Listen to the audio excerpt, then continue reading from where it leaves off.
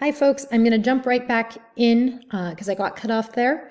But in the last video, I left off talking about the three characteristics that marks transactions that are more attractive as long-term exchanges as opposed to just spot market transactions. I was giving you the example of Disney and Pixar, and we talked about asset specificity, frequency, and the uncertainty in a relationship.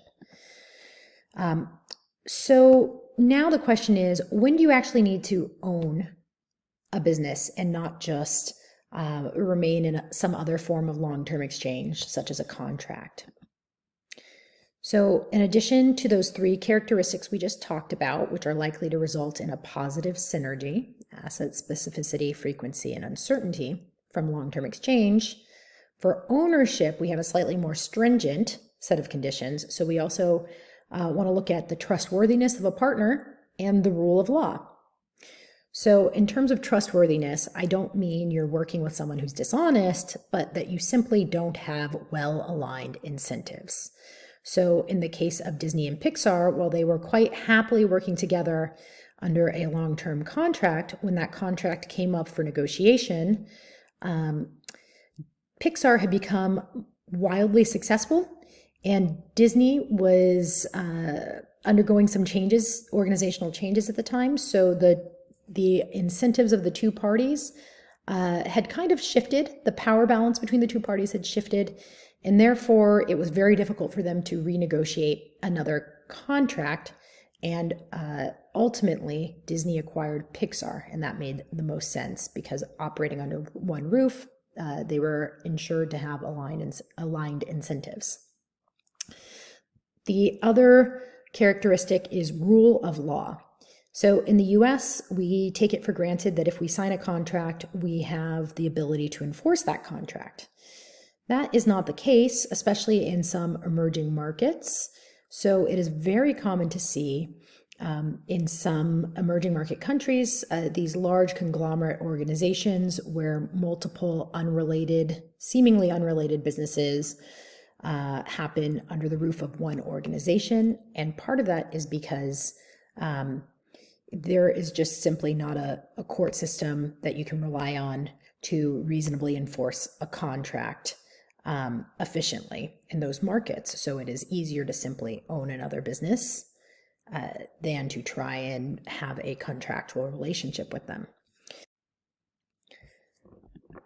So now let's introduce a little bit of terminology here. Up until this point, I've talked about positive synergies from these long-term exchanges. I've talked about ownership, so when two businesses are kind of combined under one organizational roof. But we've been operating under this assumption oftentimes that we're talking about two already established businesses that compete in different markets or different industries, and they're either linking up through some long-term contractual obligation or they're combining into one organization.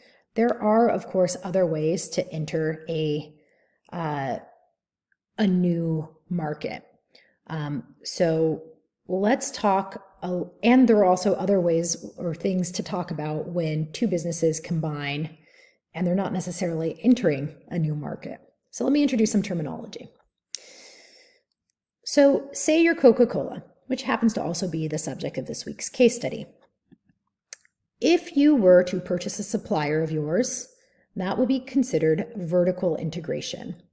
In the case study, Coca-Cola contemplates acquiring their bottlers, and bottlers are necessary to Coke in order to get its product to its end user. So that's a form of vertical integration. You can talk about backwards integration, so buying someone in your supply chain, or forward integration, if it's someone that is in your value chain in between you and your customer. In this sense, bottlers it's kind of a form of forward integration, but it feels a little less clear. If Coke were to instead acquire a competitor, that isn't a form of diversification. They're not entering a new market really, and we would call that horizontal integration. If Coke were, instead of acquiring a bottler or Pepsi, acquire, say, snack company Keebler, we would consider that diversification. We'd probably call that related or adjacent diversification, since snack foods bear some relationship with carbonated drinks. But Coca-Cola could just as easily buy what seems to be an unrelated company. Say they purchased Ford Motor Company, and that we would describe as unrelated diversification. So when Coca-Cola purchases any of those players, whether we're talking about a competitor, its bottlers, if they combine ownership, that would either be described as a merger or an acquisition. A merger is a friendly combination of two typically like-sized companies. An acquisition can be either friendly or hostile, basically unwanted, purchase of one company of another. Oftentimes, it's a larger company purchasing a smaller company. So an example might be Facebook purchasing Instagram, which was much smaller at the time. Under either instance, merger or acquisition, studies tend to show that these forms of combinations destroy value. So we've talked about value creation and positive synergy. Maybe these two businesses are better off in some form of long-term exchange, but for one to acquire the other, usually it must pay some premium for the owners of that other company to relinquish control. If that premium is very large, then our original focal firm doesn't get to capture any of the value that's created through those positive synergies.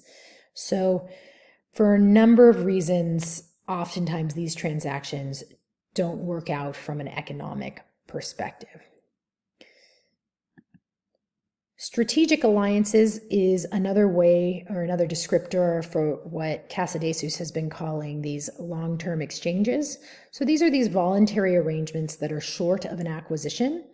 The benefit of a strategic alliance is that these are maybe long-term, but also are still temporary and reversible to some extent compared to an acquisition, which is much more difficult to reverse if you feel like you've made a mistake. You see these strategic alliances used frequently for specific purposes. So entering a new market, such as going overseas, hedging against uncertainty. So some businesses, I give the example of Roche and Genentech, like a large pharmaceutical acquiring or entering an alliance with a small, more innovative biotechnology company to hedge its bets and have innovation in its portfolio that it may not be generating in-house. Learning new capabilities or accessing complementary assets. Finally, the other option that we haven't focused on as much is the idea of organic growth. So you can build a capability in-house if you want to start offering a new product or service.